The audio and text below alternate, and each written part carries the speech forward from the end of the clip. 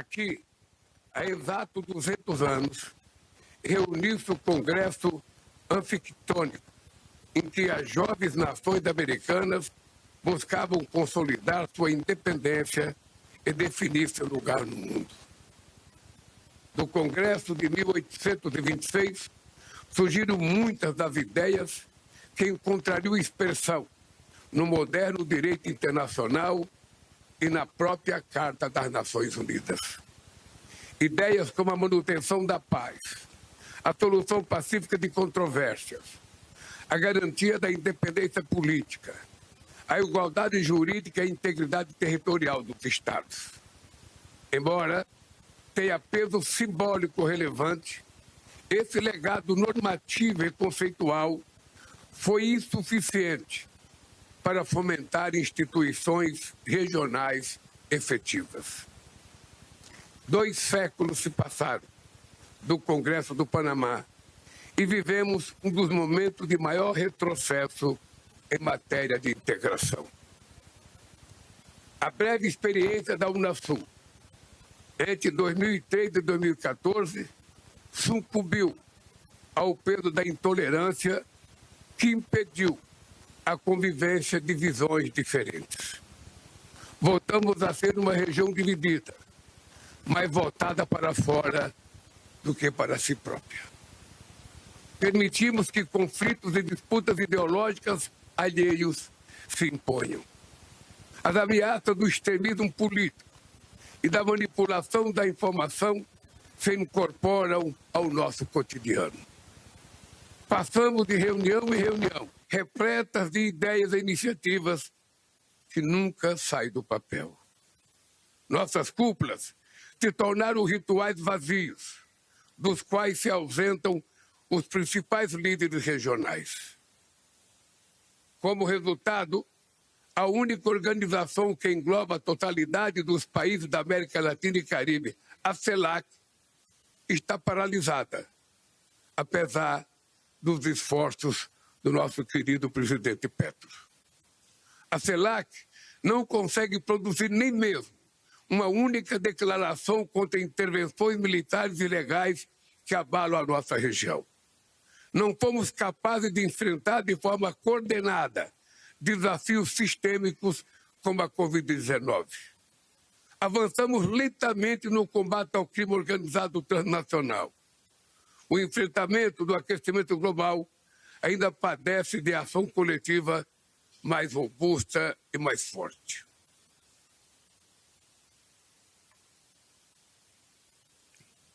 Esses desafios recolocam a questão do modelo do regionalismo possível para a América Latina e Caribe.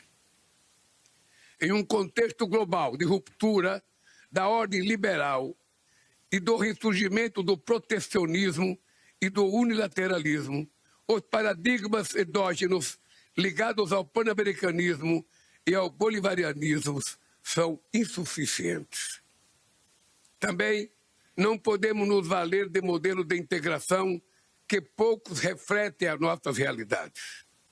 Devemos olhar para a União Europeia como uma referência positiva, mas sem ignorar todas as diferenças históricas, econômicas e culturais. O peso das identidades nacionais torna inviável, a curto prazo, qualquer projeto de envergadura parecida com o europeu.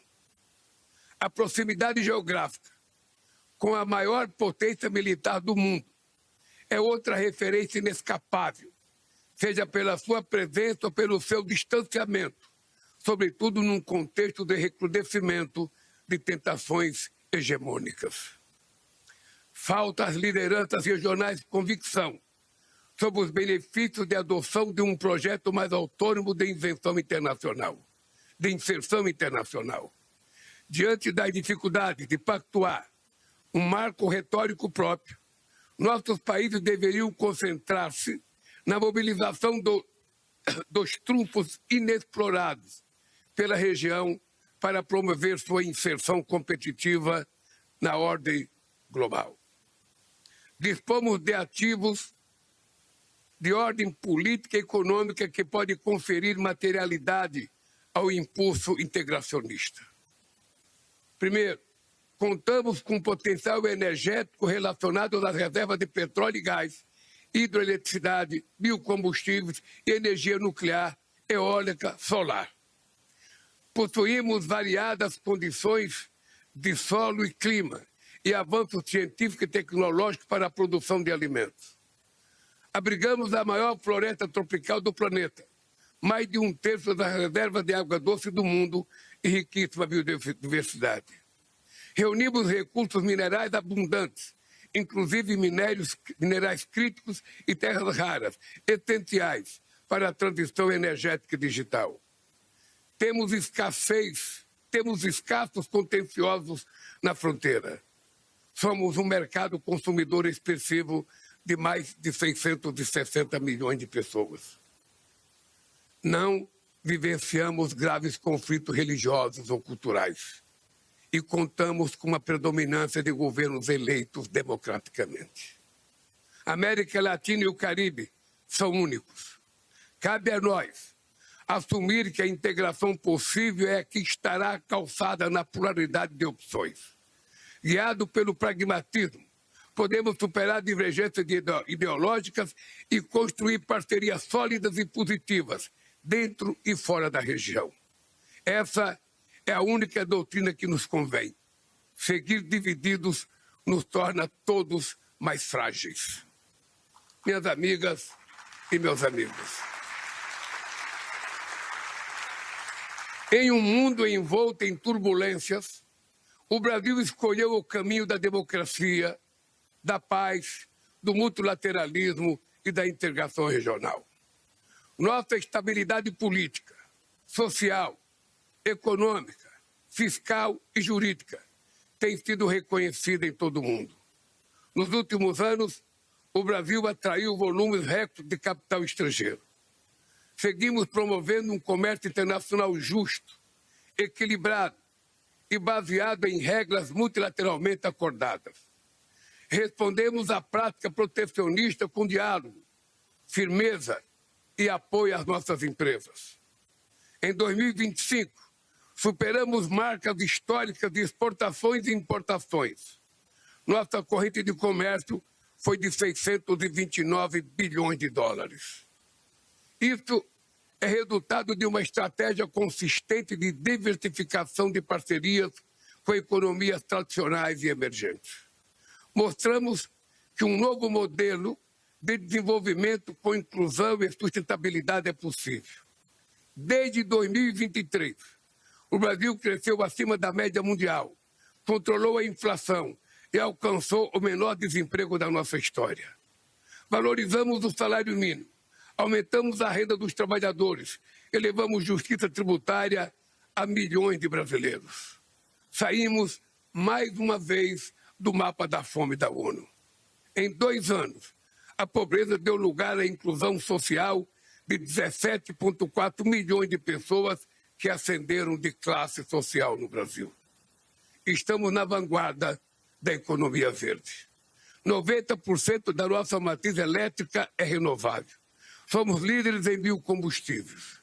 Nosso plano de transformação ecológica identificou 90 bilhões de dólares em projetos que vão impulsionar a economia verde. Em breve, lançaremos um mapa do caminho para reduzir gradativamente a dependência de combustíveis fósseis.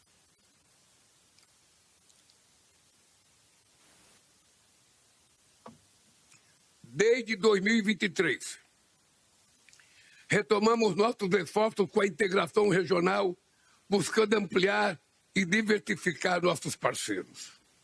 Concluímos os acordos entre o Mercosul e Singapura, e entre o Mercosul e a Associação Europeia de Livre Comércio, a EFTA. Após 26 anos de negociações, assinamos o acordo Mercosul-União Europeia, que abrangerá um mercado de 720 milhões de pessoas e um PIB de 22 trilhões de dólares. Vamos ampliar os acordos comerciais que temos com a Índia e o México. Desde 2023, Retomamos nossos esforços com a integração regional, buscando ampliar e diversificar nossos parceiros. Concluímos os acordos entre o Mercosul e Singapura, e entre o Mercosul e a Associação Europeia de Livre Comércio, a EFTA. Após 26 anos de negociações, assinamos o acordo Mercosul-União Europeia, que abrangerá um mercado de 720 milhões de pessoas e um PIB de 22 trilhões de dólares. Vamos ampliar os acordos comerciais que temos com a Índia e o México. Retomamos as tratativas com o Canadá e avançamos nas negociações com os Emirados Árabes Unidos. Adotamos marcos para negociar parceria estratégica com o Japão e preferência tarifária com o Vietnã. Esperamos progredir rapidamente nas negociações com Panamá, República Dominicana e El Salvador. Vamos ainda atualizar os acordos do Mercosul com a Colômbia e Equador. O Brasil está avançando em ritmo acelerado na implementação de seu programa de Rota da Integração Sul-Americana. Continuamos empenhados em trabalhar com todos os países vizinhos. São dezenas de obras de melhoria de rodovias, hidrovias, ferrovias, portos e aeroportos, além de infovias e linhas de transmissão, com potencial para dobrar o comércio intrarregional em poucos anos. A integração em infraestrutura não tem ideologia. Por isso, o Brasil defende a neutralidade do Canal do Panamá, administrado de forma eficiente, segura e não discriminatória há quase 3 décadas. Nosso Banco de Desenvolvimento, o BNDES, tem sido um parceiro essencial para a integração. Mas a integração requer mais recursos e mais cooperação. É imperativo mobilizar os bancos multilaterais e regionais, como a CAF, o Funplata e o BID e o novo Banco do Desenvolvimento dos BRICS, para transformar essas iniciativas em realidade. Com o projeto de geração de energia renovável, inovação e conexão digital, podemos reposicionar América Latina e Caribe na economia internacional. Centro de dados, beneficiamento de minerais críticos, indústrias verdes e bioeconomia podem contribuir para um modelo de desenvolvimento mais sustentável e inclusivo. Sabemos que a economia não existe vácuo. O mercado não é uma entidade abstrata, apartada da política e da sociedade. Estabilidade política e social são essenciais para criar um ambiente próspero para os negócios. A concentração de riquezas gera pobreza, fome e violência. A América Latina também ostenta o triste recorde de ser a região com maior número de feminicídio. Segundo a CEPAL, 11 mulheres latino-americanas são assassinadas diariamente. Essa não é uma batalha só das mulheres. Nós, homens, temos que nos somar a essa luta e assumir a responsabilidade de acabar com a violência contra as mulheres.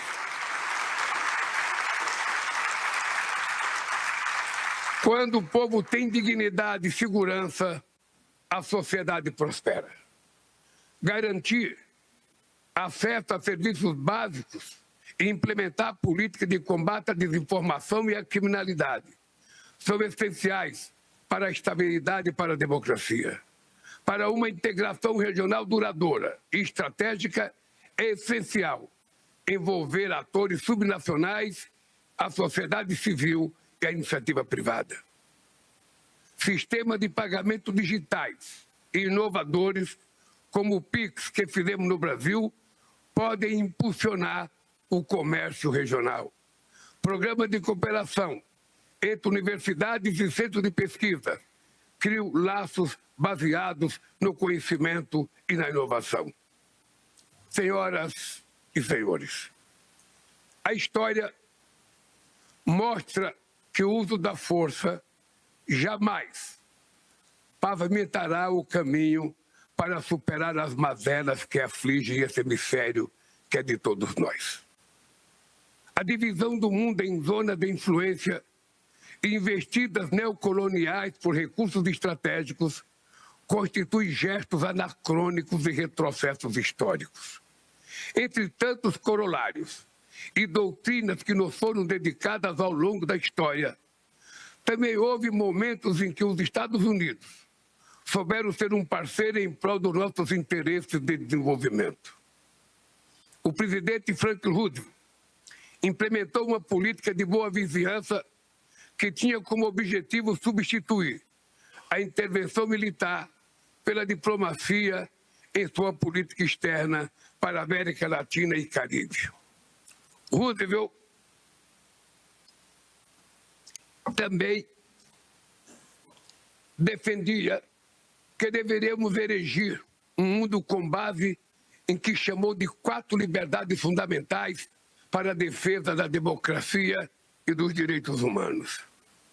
Primeiro, liberdade de expressão, em que todos possam expressar suas opiniões livremente, sem manipulação de dados e informações, como vemos hoje nas redes digitais. Liberdade de culto, em que cada um possa professar a sua fé sem ser perseguido. Liberdade contra as privações, em que todos têm o direito a uma vida digna, incluindo acesso à alimentação, moradia e trabalho. E liberdade contra o medo, em que o desarmamento limitaria o recurso ao uso da força e agressões entre as nações. Para o Brasil, a única guerra que precisamos travar nesta parte do mundo é contra a fome e a desigualdade. E as únicas armas a integrar são as dos investimentos, da transferência tecnológica e do comércio justo e equilibrado. Minhas amigas e meus amigos, reconquistar a confiança na integração é uma tarefa árdua, mas necessária. Dispomos de credenciais econômicas, geográficas, demográficas, políticas e culturais excepcionais para aspirar uma presença relevante no contexto mundial. Necessitamos de lideranças comprometidas com mecanismos institucionais que articulem de forma equilibrada os distintos interesses nacionais da nossa região. A integração regional pode e deve alimentar-se de princípios e do exame crítico de outras experiências históricas, mas ela será resultado da nossa capacidade de conviver com a diversidade das vontades políticas. Essa é uma condição essencial para manter a América Latina e Caribe como zona de paz e cooperação, regida pelo direito internacional. Isso dependerá da nossa inserção soberana no mundo.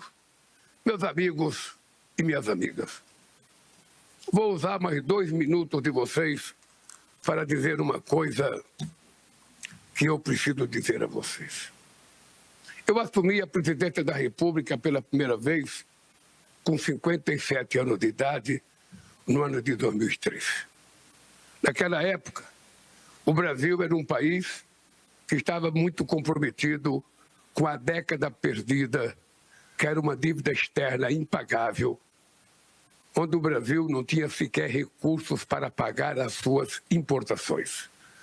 Os diretores da CAF sabem disso, em que o Brasil recebia todo ano 2 agentes do FMI para corrigir as finanças brasileiras. Quando eu tomei posse, muitos amigos da América Latina achavam que o Brasil não podia dar certo e que eu não teria nenhuma condição de governar o Brasil. Pois bem, o que aconteceu no Brasil é que nós conseguimos pela primeira vez fazer uma revolução de inclusão social e fazer com que as coisas fossem melhor distribuídas dentro da sociedade brasileira, colocando as pessoas pobres no orçamento da União. Os pobres não podem serem tratados como invisíveis. Eles não existem apenas na época eleitoral. Eles existem todo santo dia. E toda vez que nós, governantes, formos discutir o país, nós temos que lembrar dos pobres, daqueles que constroem a riqueza do país. Pois bem, o que aconteceu com o Brasil, que devia 30 bilhões para o FMI? Nós pagamos a dívida do FMI, juntamos uma reserva internacional de 270 bilhões de dólares, emprestamos 15 bilhões de dólares ao FMI e o Brasil terminou meu mandato crescendo 7,5% em 2010. A gente produzia 3 milhões e 600 mil carros por ano. Quando eu votei em 2023, o Brasil crescia 1%, a indústria automobilística produzia apenas 1.600 carros, a inflação estava incontrolável. E nós, pela primeira vez, desde 2010, voltamos a crescer acima de 3% em 2023, 2024, 2025 e vamos continuar crescendo com a maior política de inclusão social da nossa história. Nós temos a menor inflação acumulada em 4 anos da história. Nós temos hoje a maior quantidade de pessoas empregadas da história. Nós temos o menor desemprego da história. Nós temos a maior massa salarial da história. Nós temos a maior exportação da história. E nós temos um futuro promissor, se a gente souber trabalhar. Com uma coisa muito simples, que eu disse ontem ao futuro presidente do Chile. Muito dinheiro na mão de poucos significa pobreza.